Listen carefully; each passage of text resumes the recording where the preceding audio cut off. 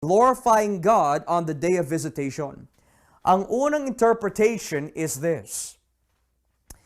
Kapag nakita ng mga hindi mananampalataya ang kabutihan ni Kristo sa kanyang iglesia, mapapahiya sila sa araw ng paghuhukom. Mapapahiya sila. Which means, ang lahat ng sinabi nila laban sa church, na patunayan na totoo pala ang sinasabi ng church, pero too late na para sa kanila magsisi dahil ang tinutukoy dito ay araw na ng paghuhukom eh.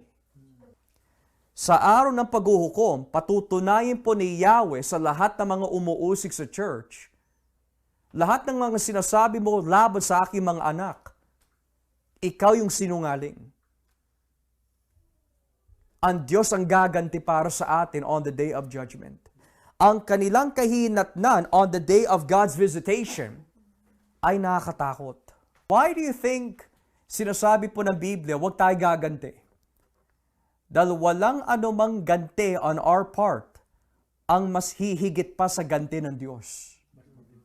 May araw ang Diyos when He will visit those who persecute His church.